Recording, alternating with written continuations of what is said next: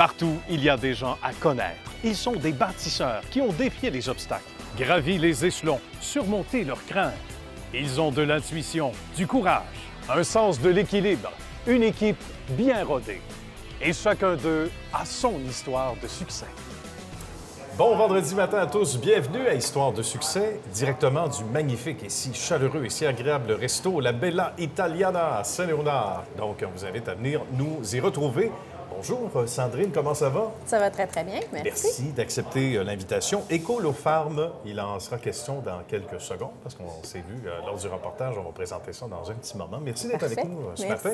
Salutations à Michel Gailly qui est là de Bordeaux-Solaire. Comment ça va, Michel? Très, très bien, merci vous-même. Bien, ça va bien, merci. Merci d'accepter l'invitation également. Et M. Jacques, qui nous fait le bonheur d'être avec nous également. Vous allez bien? Ça va très bien. Merci d'accepter l'invitation. Jacques Lépine de Société de crédit IMO Québec. Merci d'être avec nous également. On commence avec Sandrine, qu'on est allé rencontrer chez Écolo-Farm il y a quelques semaines, et on regarde le reportage. Avec Sandrine qui nous reçoit chez Écolo-Farm. Bonjour Sandrine, bonjour. Merci de nous recevoir. Très bien installée à Chambly. Ça remonte quand même à plusieurs années, là aussi, là. Oui, absolument. Bien, Écolo-Farm, c'est issu donc d'une entreprise familiale de transformation de matières plastiques dont j'ai repris la direction générale en 2008. Et en 2010, Écolo-Farm prenait naissance avec l'objectif de révolutionner le monde des pharmacies. Oui, en certainement. étant les premiers à proposer des solutions d'éco-responsabilité dans l'emballage des médicaments de prescription.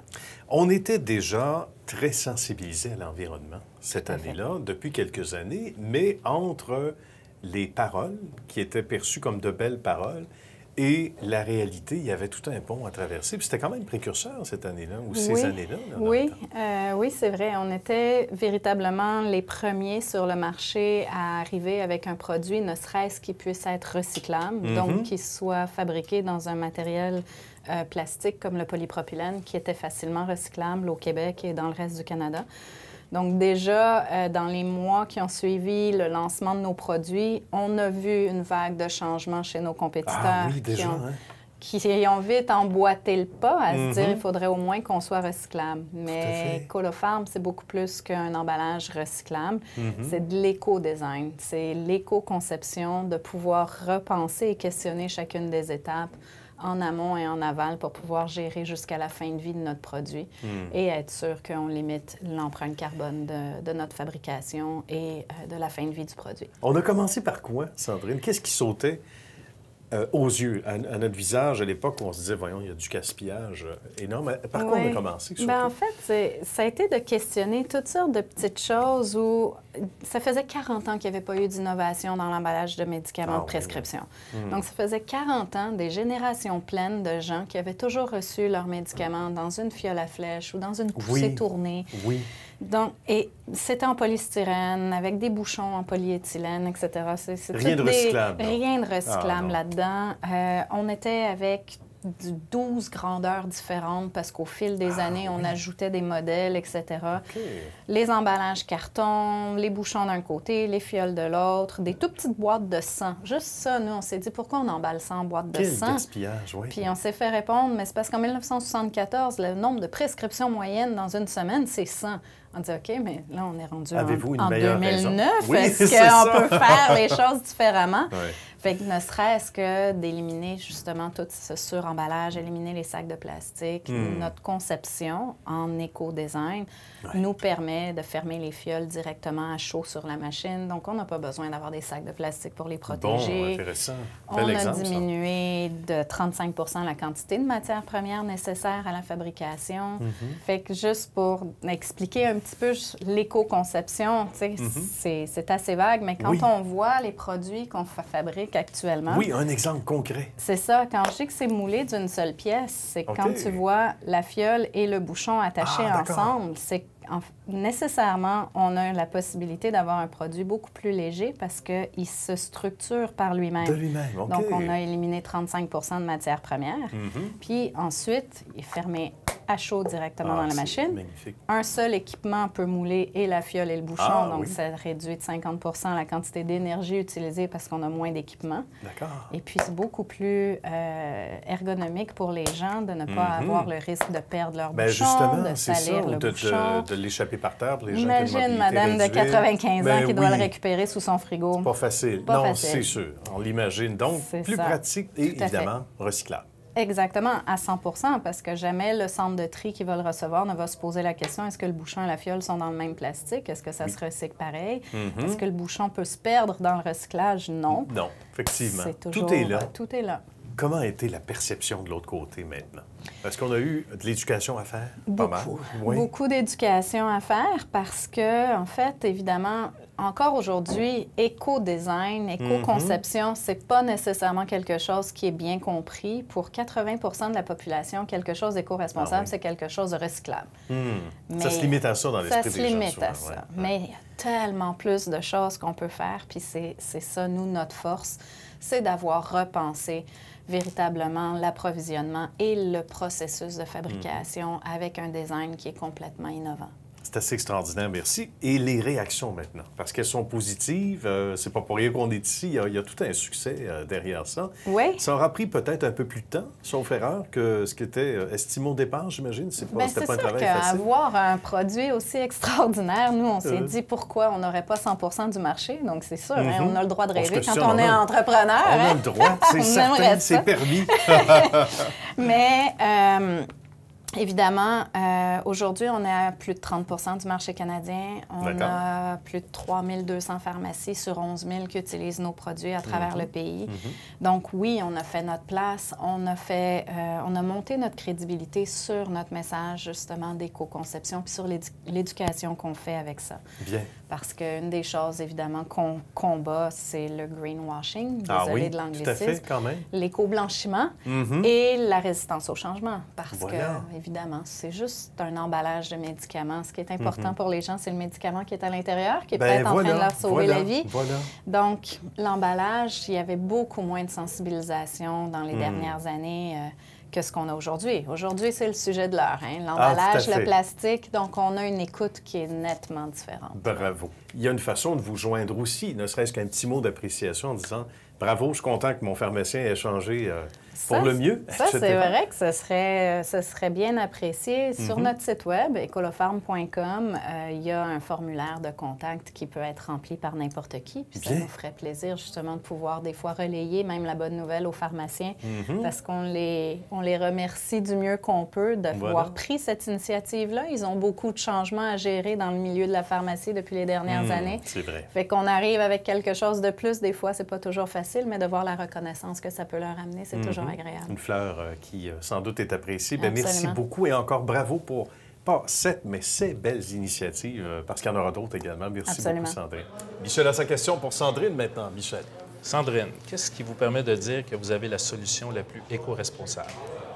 En fait, c'est qu'on est allé bien au-delà de ce qui se fait sur le marché depuis les 40-50 dernières années. On fait de l'éco-conception. Donc, comme on l'a vu dans le reportage, c'est de prendre chacune des étapes de fabrication et de repenser le processus au complet, de l'approvisionnement jusqu'à la gestion de fin de vie. Fait que c'est pas juste d'avoir mis sur le marché un produit qui est recyclable, c'est pas juste d'avoir un produit qui utilise moins de plastique ou ces choses-là. C'est véritablement d'avoir repensé le processus au complet, avec un approvisionnement plus rapproché, avec une matière plastique non toxique, avec un processus de fabrication qui a réduit la consommation d'énergie. C'est l'ensemble de notre travail d'éco-conception qui fait véritablement en sorte qu'on peut dire qu'on est la solution la plus éco-responsable sur le marché. C'est intéressant de repartir sur une page blanche. Hein?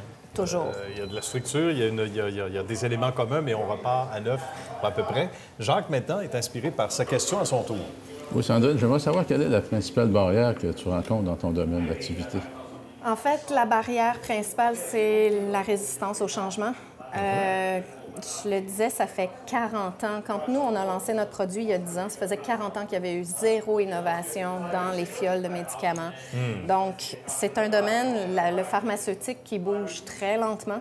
Une fois que les gens ont compris pourquoi est-ce que ce changement est nécessaire, une fois qu'on a réussi à engager tant les pharmaciens, leurs équipes et les patients, il n'y a plus personne qui revient en arrière parce que c'est la seule solution logique pour l'avenir.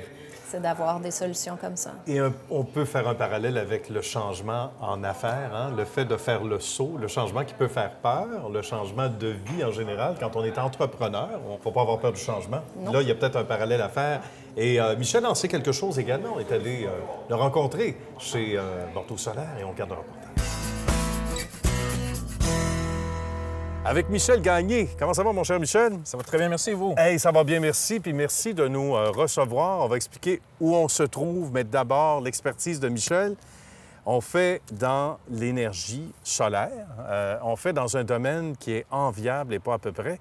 Comment cet appétit-là est né, au-delà des modes, là, parce que ça remonte un petit peu plus loin que ça, pour le secteur d'activité? Bien, moi, à la base, je suis entrepreneur en électricité et je cherchais un domaine pour pouvoir me démarquer des autres entrepreneurs parce qu'il y a beaucoup d'entrepreneurs au Québec en électricité. C'est vrai. Donc, l'énergie solaire a apparu. Oui. J'ai étudié, j'ai suivi des formations à Seattle, en Ontario, au Québec, avec les différents fournisseurs qu'on a. Et je suis probablement un des premiers entrepreneurs électriciens au Québec qui s'affiche énergie renouvelable. Et ça a dû demander, oui, au-delà des études, bon, évidemment, d'expertise qui entre en ligne de compte. C'est relativement nouveau, mais ça a dû demander énormément de travail, Michel, quelque part. Le jour J, là, le tremplin, l'image du tremplin, dire « je fais le saut », c'est beau de se démarquer, mais il faut être sûr de son coup. Puis visiblement, ça valait le coup, là. Mais bien, évidemment, il faut être certain, il faut y croire. Oui. Très important, il faut y croire. Puis il ne faut pas écouter les gens alentours. Surtout, c'est ce qu'on dit. Il faut suivre sa vision, et c'est ce que j'ai fait. Ça n'a pas été de tout repos, mais on a passé au travers. Bien. On s'est démarqué, et puis maintenant, on fait de l'énergie solaire. Je voulais délaisser l'électricité tranquillement, dans un domaine où il y a moins de compétition. Bien. Et encore une fois, l'énergie solaire est parfait pour ça. Bien, c'est merveilleux et ça répond à des besoins qui sont grands comme ça. Exemple, on se trouve ici à Varennes, bibliothèque de Varennes. On va parler de ce qui a été fait comme réalisation. Qu'est-ce qu'il y a à partir du jour J, là? Premièrement, j'aimerais dire merci au maire de Varennes, M. Martin Danfous, de nous donner l'occasion d'être ici aujourd'hui. Et c'est le fun qu'un maire ait une initiative comme celle-là, d'intégrer l'énergie solaire à un nouveau bâtiment, qui est un bâtiment net zéro. Bravo. Net zéro, qui, on va l'expliquer aux gens. Net zéro veut dire qu'à la fin de l'année, la facture d'énergie, d'électricité, elle est à zéro, selon la consommation et la production d'énergie solaire. Que c'est merveilleux. Alors, qu'est-ce qu'on a fait comme travail? On a installé un beau système solaire de 100 kW, 436 panneaux solaires reliés directement sur le réseau d'Hydro-Québec. D'accord. Et la première énergie que le bâtiment va utiliser, c'est l'énergie solaire. Si on a un manque d'énergie solaire, les onduleurs qu'on verra un petit peu plus tard vont aller puiser dans le réseau d'Hydro-Québec pour alimenter le bâtiment. Et à l'inverse, si on a un surplus d'énergie solaire, l'électricité va être retournée dans le réseau d'Hydro-Québec. De là, évidemment, l'économie. Quelle est la perception maintenant? Parce que là, c'est un cas, et on va revenir à ça parce que c'est majeur, mais quelle est la perception des gens aujourd'hui, en 2019? Là, on sort, au moment où on enregistre le reportage, d'une autre crise de verglas, qui n'est pas comme celle de 98, mais qu'on a vécue sur la Rive-Nord, là, il y a quelques semaines. On est le 11 avril au moment où on enregistre le reportage. On a vu qu'il n'y a plus de traces de neige. C'est assez rapide. Qu'est-ce que disent les gens sur le terrain, de plus en plus? Effectivement, lundi, il y a eu une tempête de verglas, suivie d'un 10 à 15 cm de neige. Nous sommes jeudi. Et regardez. Aucune trace. Aucune trace. C'est la première peur des gens. Qu'est-ce qu'on fait en hiver? Donc, en hiver, au Québec, il n'y a aucun problème. Juste la chaleur du soleil. Les rayons passent au travers la neige, réchauffent la plaque, comme on mentionnait. C'est vrai. Et la neige glisse par elle-même. Deuxièmement, ici, ce qui est le fun, si vous regardez en haut, la partie du haut à gauche, la chaleur produite par le panneau solaire à l'arrière, elle est récupérée pour chauffer le bâtiment à l'intérieur. Il y a 3 ou 4 ventilateurs qui sont là. Et aussitôt qu'il fait trop chaud en arrière des panneaux solaires, elle est récupérée, la chaleur, pour entrer à l'intérieur. Donc ça, c'est du chauffage gratuit. Bien voilà, c'est ingénieux. Michel, qu'est-ce qu'on voit à l'écran en ce moment? Ce sont les onduleurs qui vont gérer l'électricité du bâtiment, l'énergie solaire et l'énergie du réseau local.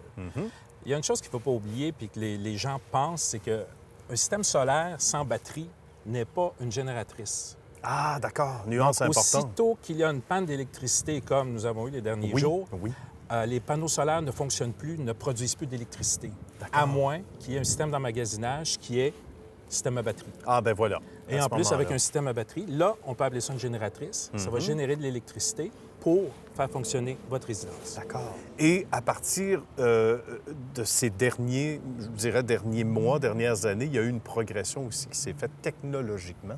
Ça a été quoi le moment où on a senti dans l'industrie qu'on a là aussi tourné le coin, puis on s'est dit, bien là, ça peut devenir accessible. Est-ce que le coût des matériaux a changé? Est-ce qu'il y a eu... Le coût des panneaux solaires a diminué de beaucoup. De beaucoup, OK. La performance des panneaux a augmenté aussi. Bien. L'autonomie, effectivement, la durée... L'autonomie, bien, un panneau solaire est garanti à la base pour 25 ans. Ah, d'accord. Et il y a des panneaux solaires qui ont été installés il y a 30 ans et qui fonctionnent encore. Imaginez, avec les nouvelles technologies, les nouvelles façons qu'ils sont faits, ils sont encore bons pour un 25-30 ans sans aucun problème. Bien. Et il y a aussi les coûts d'électricité qui augmentent. Ah oui. Ce qui fait en sorte que vous augmentez les coûts, vous diminuez le coût du panneau solaire et la performance est supérieure. Et de plus en plus, il y a de la place au Québec pour l'énergie solaire. C'est assez incroyable parce que là, il n'y a pas de toiture à faire. Là. Pas besoin d'amener un monsieur sur un toit pour déneiger l'hiver. C'est un autre avantage. Bien, je suis content que vous le mentionniez parce que les panneaux solaires protègent aussi les bardeaux d'asphalte ou l'aluminium ici. Bien. Protège. Et puis, au lieu de changer votre toiture en bardeau à tous les 15 ans, bien, vous pouvez les changer aux 25 ans. Et en même temps, c'est pas désagréable à l'œil. Quand on regarde ça, là, c'est pas laid du tout. Là. On regarde le résultat, ça donne évidemment un beau look. Nous avons fait un projet aussi à Candiac, un projet résidentiel, où on a intégré des panneaux solaires et des jardins sur les toits. Ah, bien. Et c'est absolument magnifique. Le look est très beau. C'est très futuriste d'avoir les panneaux solaires sur les toits plats. J'imagine. Ce serait quoi le message en terminant aux gens qui ont des doutes, qui se posent la question à savoir, pas d'efficacité de loin de là, mais ce que je veux dire, c'est surtout, est-ce que ça s'applique chez nous? Est-ce que, tant qu'à refaire, soit une rénovation, une nouvelle construction surtout, est-ce qu'on va aller vers cette technologie-là? Ce serait quoi le message? Le message, c'est pourquoi ne pas devenir propriétaire de sa production d'électricité au lieu de rester locataire d'une production d'électricité. Intéressant. C'est le message qu'on peut envoyer. Très bel argument, Michel. Moi, je suis vendu. Merci beaucoup. On se souhaite une bonne suite de journée et à très bientôt. Bravo. Merci. Monsieur Jacques Lépine a sa question maintenant pour Michel. Oui, Michel, j'aimerais savoir, y a-t-il suffisamment de soleil au Québec pour l'énergie solaire? La façon qu'on calcule un système solaire au Québec et partout dans le monde, c'est en calculant le Sun Peak Hour, qui veut dire en français la puissance maximale ou le temps maximal où le soleil est à son meilleur. Et ici au Québec, nous sommes chanceux, nous avons quand même 2 heures et demie en moyenne de puissance de soleil où il est à son maximum. Contrairement aux îles, nous avons la chance d'avoir une compagnie en Jamaïque. Et en Jamaïque, c'est 4,5 heures d'ensoleillement maximal. Donc, c'est une croyance qui est fausse de dire qu'au Québec, il n'y a pas assez de soleil. On a suffisamment de soleil pour produire l'énergie nécessaire pour alimenter vos maisons, vos commerces ou les industries. Intéressant. Sandrine? Bien, moi, en fait, Michel, je voudrais savoir si l'hiver, quand même, est-ce que ça représente un défi particulier avec la neige, tout ça? Aucunement, même qu'un système solaire, un panneau solaire va produire plus d'énergie en hiver qu'en été, parce que le panneau solaire va dégager moins de chaleur due au froid, et chaleur et énergie. Donc, le panneau solaire va garder son énergie. C'est certain qu'il va y avoir moins d'ensoleillement l'hiver, mais la production d'énergie va être aussi bonne qu'à l'été pour le panneau solaire. Maintenant, la neige. Lors d'une tempête de neige, c'est certain que la neige va s'accumuler sur le panneau solaire. Mais lorsque la tempête elle est terminée, les rayons du soleil vont passer à travers les nuages, la neige, réchauffer la plaque de verre, ce qui fait en sorte que la neige va glisser vers le bas. Il ne faut pas oublier qu'au Québec, on installe un panneau solaire avec un angle de 35 degrés. Contrairement aux îles, que l'angle va être de 15 degrés. On s'entend que dans les îles, il n'y a pas de neige. Pour favoriser justement la chute de neige. Pour favoriser la chute de neige et aussi, vu le positionnement du soleil, on est obligé d'installer les panneaux à 35 degrés, plus ou moins. Bien, c'est passionnant. Tout comme la belle histoire de M. Jacques Lépine qu'on est allé rencontrer il y a quelques jours et on regarde le reportage. Bonjour à vous deux. Bonjour. Bonjour, M. Jacques Lépine et Isabelle Cortez Lépine. Comment ça va? Ça va très bien. Merci de nous accueillir. M. Jacques Lépine, il y a des gens qui vous connaissent déjà parce que vous avez tout un bagage dans l'immobilier. On ne peut pas tout raconter parce qu'on n'aurait pas assez de 7 minutes, mais quelle expertise! Je suis spécialiste d'investissement immobilier. J'ai commencé en 1983 et j'ai fait mon chemin jusqu'à acheter jusqu'à 1000 appartements à un moment donné. Bien. Et en cours de route, j'ai fondé le Club d'investisseurs immobiliers du Québec, dont le but était de former les gens à l'investissement immobilier. Alors, c'est un club qui regroupe au-delà de 30 000 personnes et 55 000 amis Facebook. Bravo. Et chemin faisant, j'ai vendu à mon associé. Chemin faisant, j'ai démarré dans le financement d'entreprise, le financement hypothécaire particulièrement. D'accord. Alors, mon expertise est d'une grande utilité pour ce genre d'entreprise, c'est-à-dire faire du prêt hypothécaire.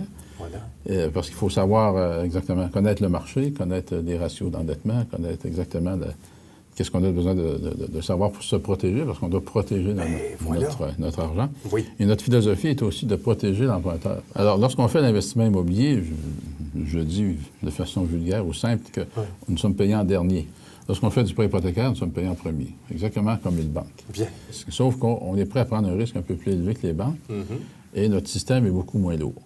Toutefois, nos taux d'intérêt sont complètement différents, étant donné qu'on prend plus de risques et c'est des prêts à court terme.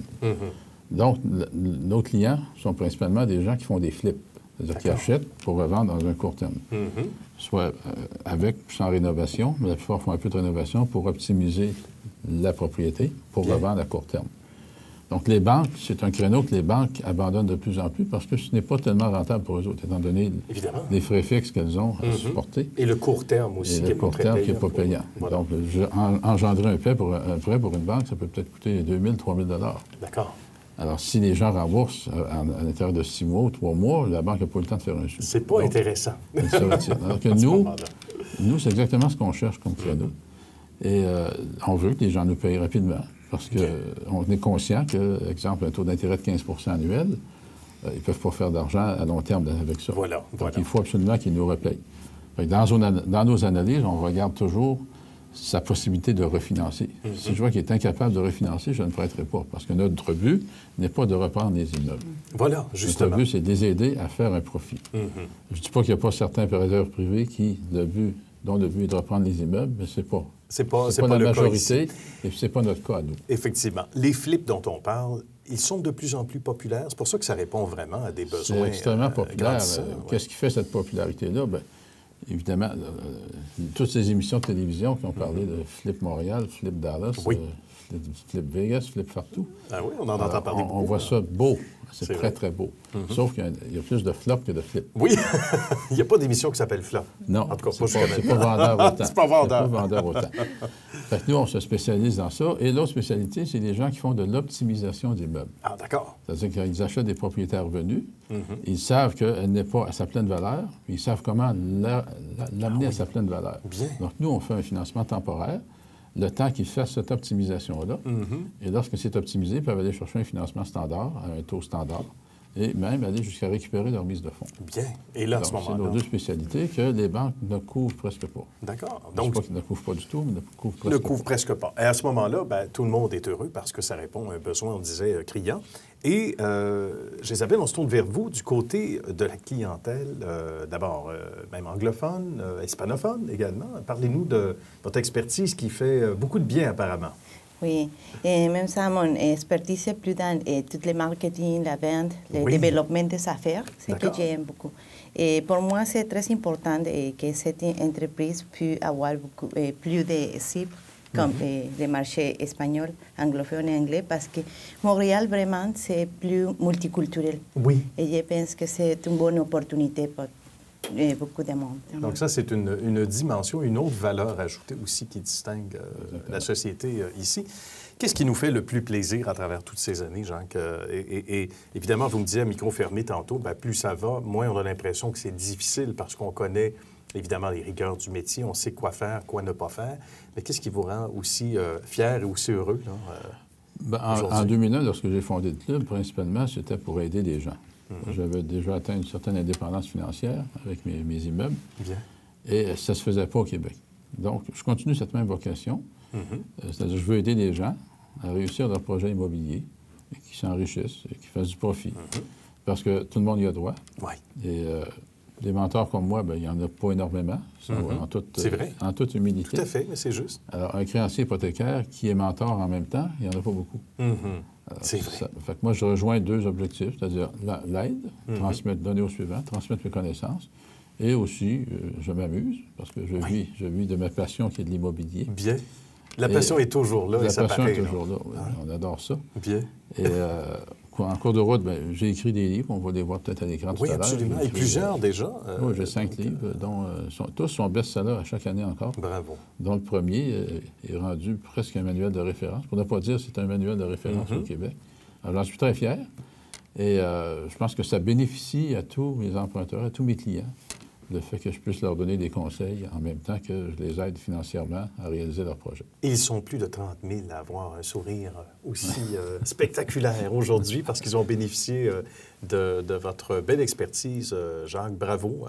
Bravo pour ce métier. Bravo à vous également, qui est actionnaire aussi, il faut le dire, dans cette société. Alors, c'est pas banal, c'est pas rien, avec tout ce qui s'apprend déjà depuis un certain nombre d'années et qui se bâtit ensemble. Donc, ça aussi, un élément de fierté.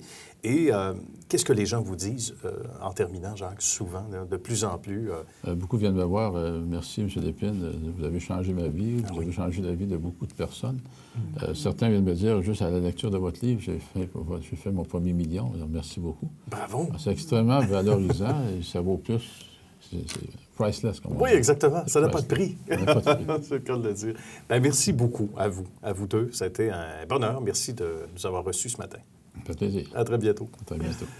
La mission de Lunettes Dépôt est d'offrir une paire de lunettes par magasin participant par jour aux enfants dans le besoin.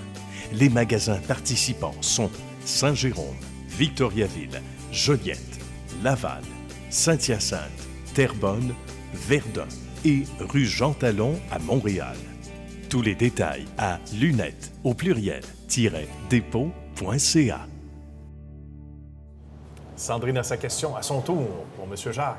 L'utilité exactement de votre type de financement, ce serait quoi?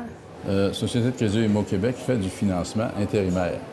C'est-à-dire que les banques, lorsque les gens font ce qu'on appelle communément des flips ou de l'optimisation d'immeubles, elles ne prêtent pas au maximum. Donc, on intervient à ce moment-là pour prêter de l'argent à un taux évidemment un peu plus élevé, parce que le risque est un petit peu plus élevé, mais dès que les gens revendent leur flip à l'intérieur d'une année, ils nous remboursent.